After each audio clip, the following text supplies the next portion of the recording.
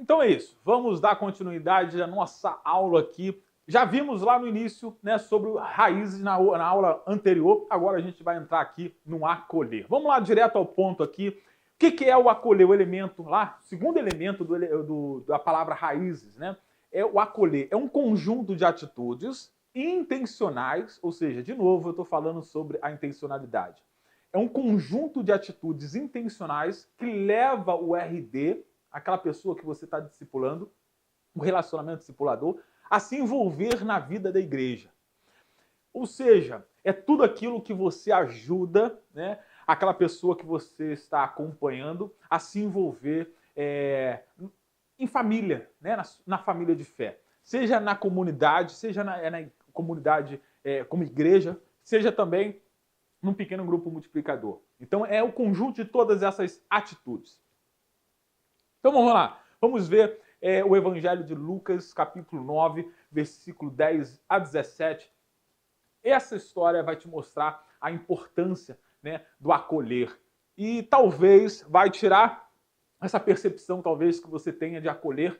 Talvez você tenha uma percepção de acolher equivocada. Então vamos ver, vem comigo aqui. Em Lucas, capítulo 9, versículo 10 a 17, diz assim: Ao regressarem, os apóstolos relataram a Jesus tudo o que tinha feito. E levando-os consigo, retirou-se à parte para uma cidade chamada Betsaida. Mas as multidões, ao saberem, seguiram-no. Acolhendo-as, falava-lhes a respeito do reino de Deus e socorria os que tinham necessidade de cura. Mas o dia começava a declinar, então se aproximaram os 12 e lhes disseram: despede a multidão para que, indo às aldeias e campos circunvizinhos, se hospedem, achem alimento, pois estamos aqui em lugar deserto. Ou seja, deixa eu te mostrar o cenário. Está Jesus ali com seus discípulos, e acredito eu, uma multidão enorme ao lado dele, e os discípulos começam a perceber que tinha pouco alimento. E agora, o que fazer, né? E os discípulos chegam até Jesus e dizem: olha, despede aí a multidão para que cada um busque alimento. É isso que os discípulos acharam como solução para aquele problema, né? Mas continua o texto. Ele, porém, lhes disse, Jesus: dai-lhes vós mesmo de comer. Em outras palavras, Jesus está dizendo assim, ó, vocês estão querendo dispersar a multidão só por isso? Vocês, olha o que Jesus está dizendo, em outras palavras, né? Vocês precisam buscar responsabilidade para vocês. Não é jogar para segundo, né? Ou deixar para outro resolver o problema. É isso que Jesus está dizendo. Ele continua. Responderam eles, os discípulos: não temos mais que 5 pães e 2 peixes, salvo se nós mesmos formos comprar comida para todo esse povo. Porque estavam ali cerca de 5.000 homens. Então disse aos seus discípulos: fazei-o sentar-se em grupos de 50, pequenos grupos, digamos assim. Jesus disse, e eles atenderam, acomodando a todos. E tomando os 5 pães e os 2 peixes, erguendo os olhos para o céu, os abençoou, partiu e deu aos discípulos para que os distribuísse entre o povo. Todos comeram e se fartaram, e dos pedaços que ainda sobejaram, foram recolhidos 12 cestos. Em outras palavras, como eu já disse aqui, o acolher é trazer a responsabilidade para você. Não é você... Há muitos, né, que na ânsia de fazer discípulos, na ânsia de levar as pessoas a Cristo, tem como iniciativa, como ação inicial, né, levar a pessoa para a igreja, né, querer que a pessoa faça parte da igreja. Mas como a gente viu, o ato inicial, o passo inicial não é esse, né? A responsabilidade é sua, a responsabilidade é minha, né? De levar alguém a compreender o Evangelho. Por isso, a gente precisa conhecer o Evangelho e ajudar o outro a compreender. E depois disso, acolher essa pessoa. Então, o acolhimento vai além. Em outras palavras, olha esse texto. Acreditamos que os PGMs, as classes da escola bíblica, os passeios, os retiros, os encontros sociais da igreja são momentos estratégicos para a integração de novas pessoas. Não é só fazer as pessoas frequentar essas atividades, mas sim fazer com que o discípulo se desenvolva espiritualmente por meio delas. Você está entendendo a profundidade da questão do acolher? Não é só você empurrar alguém para alguma atividade da igreja. Pelo contrário, é você chamar a responsabilidade para si, entender a necessidade daquela pessoa e colocar aquela pessoa no lugar que ela precisa estar, dentro da comunidade de fé. E acompanhar ela, né? Porque o objetivo de você chamar alguém para a igreja não é para ela só colocar o nome lá no hall de membros, mas para que ela compreenda, para que ela entenda o evangelho e, mais do que isso, para que ela possa viver o evangelho. Então vamos dar continuidade aqui. Acolhimento segundo Jesus. Primeiro, é um ato de compaixão, né? Segundo, é um ato de abnegação. Ou seja, abnegação é você, muitas vezes, deixar de fazer algo que te agrade para poder ajudar o outro. É abrir mão, muitas vezes, de alguma coisa que você quer, até alguma coisa que te favoreça para poder abençoar o outro. Isso é o acolhimento segundo Jesus. É um ato físico e espiritual, como vimos lá em Lucas 9:11. Jesus, ele chama a multidão, se você perceber lá no versículo 11, nesse cenário, né, nessa passagem que eu mostrei, ele chama a multidão e para quê? Você vai entender que é para ensinar e também para acolher ela e ensinar. Então, tanto é um ato físico, né, de alimento, também um ato espiritual. É um ato que Jesus confia em nossas mãos, não é, ele deu para você essa responsabilidade. Por isso que ele colocou a responsabilidade em cima dos discípulos. Ó, a responsabilidade de vocês, a gente percebe lá no versículo 13. É um ato mais eficaz quando realizado em PGMs. Na verdade, aí, essa expressão é só para incrementar, mas PGM é uma nomenclatura de grupo. Mas, na verdade, o que está dizendo é que é um ato mais eficaz quando é realizado em pequenos grupos. Percebe que no versículo 14, Jesus ele pede para dividir aquela multidão em pequenos grupos de 50. Então, o acolhimento também é feito assim. É um ato de dependência de Deus. A gente percebe isso lá no versículo 16, porque Jesus clama a Deus para que haja multiplicação ali.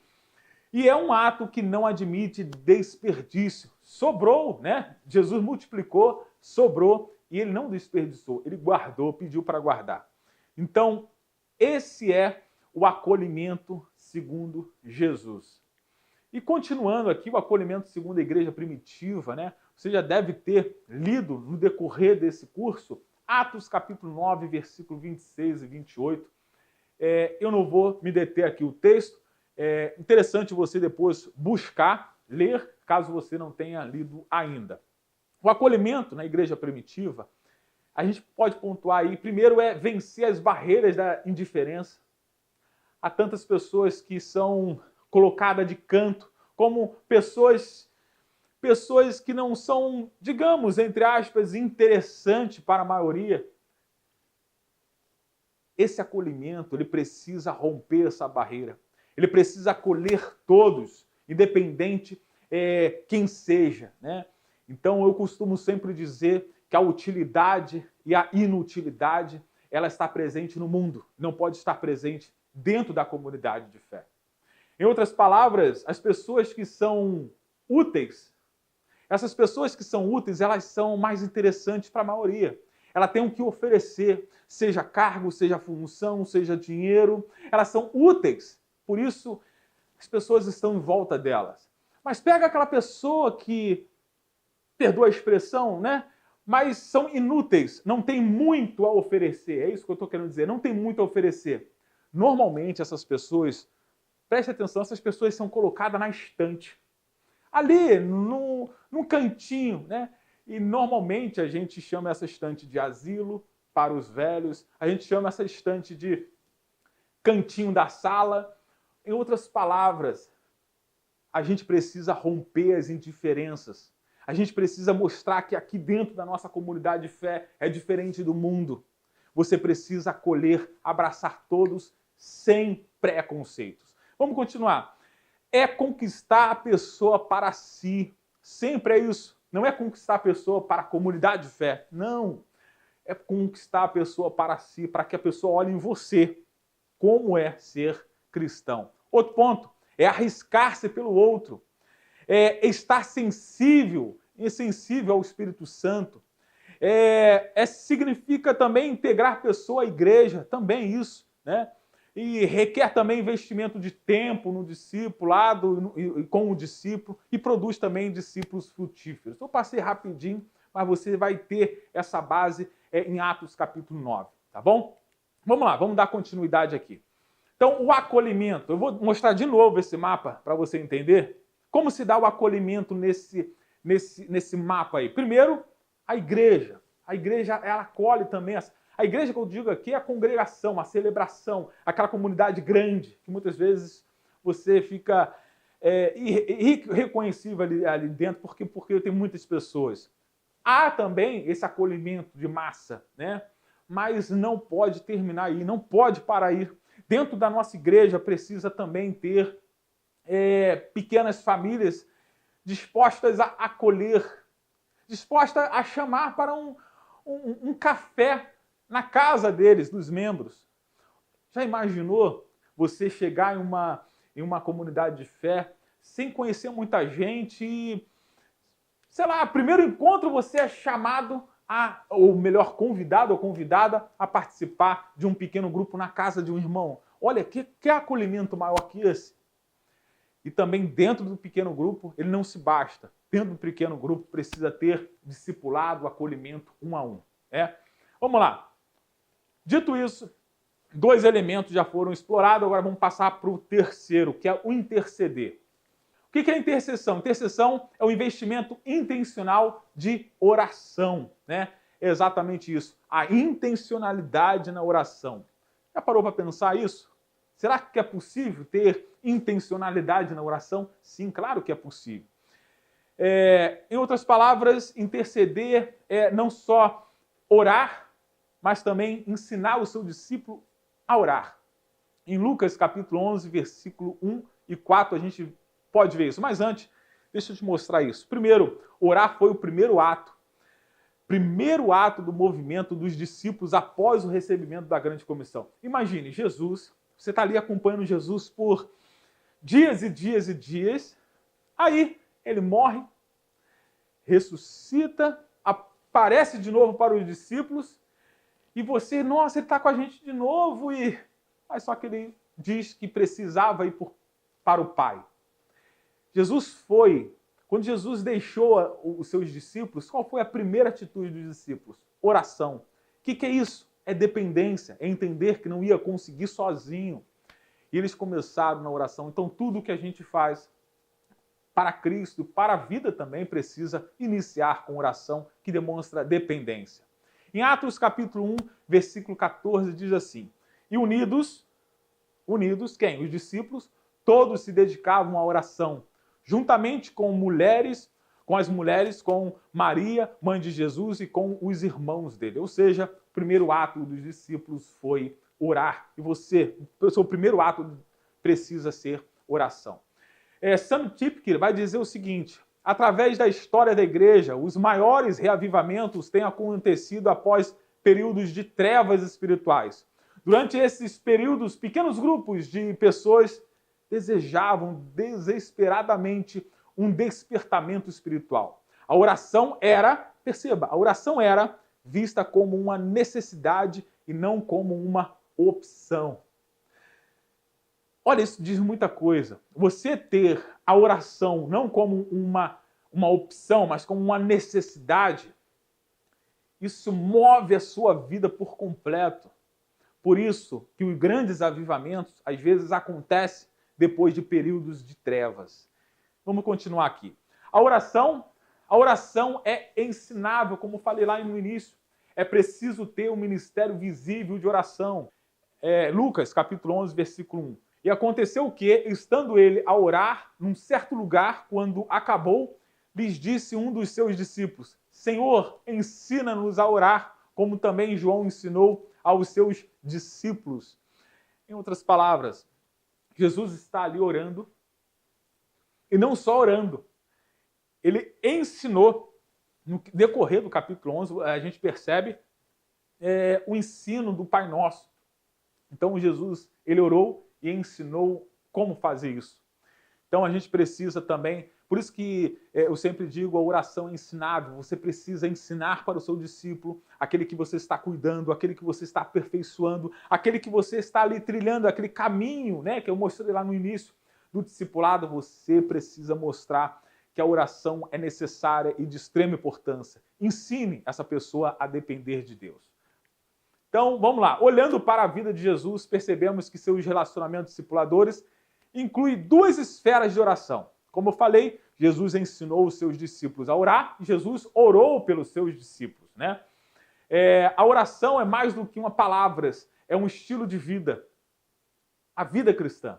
A oração, ela muda nosso caráter porque muda a nossa postura. De pé para ajoelhados, de soberbos para humildes, de autossuficientes para dependentes de Deus, de incrédulos para cristãos. Em outras palavras, não comece nada se não for incrementada, revestido de oração. Tá bom? E é isso. Como eu disse, sempre estou mostrando esse mapinha. O que é? Qual a importância da oração nessas três esferas? Igreja, comunidade, né? Pequeno grupo e também no discipulado.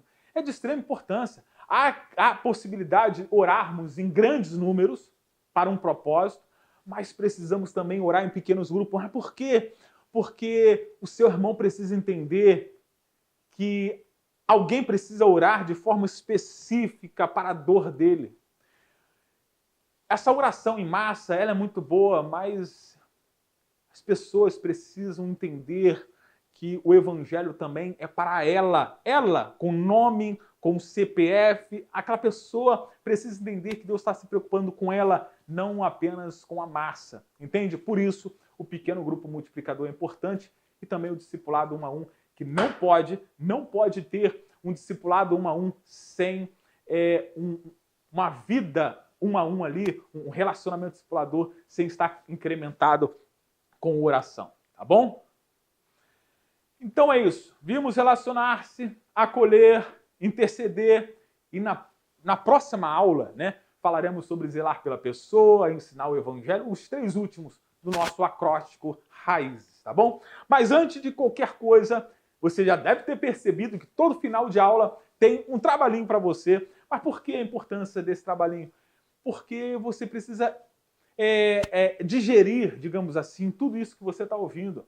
Você precisa transmitir isso com as suas palavras, né? Então faça o momento, sintetize. E deixa eu te fazer uma pergunta.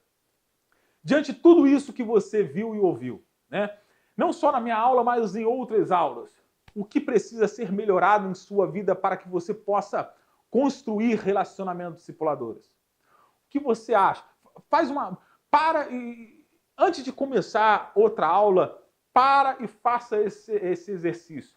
Olhe para você, o que você tem dificuldade, quais são as suas barreiras em buscar relacionamento discipulador. Coloca aí na revista, coloca aí no caderninho de atividade, que certamente o seu líder, aquele que está acompanhando você no curso, ele vai ler, vai identificar e vai poder te ajudar, tá bom? Então é isso, fico por aqui, até o nosso próximo encontro, né, na próxima aula. Até mais, fique com Deus, fique na paz, vamos lá!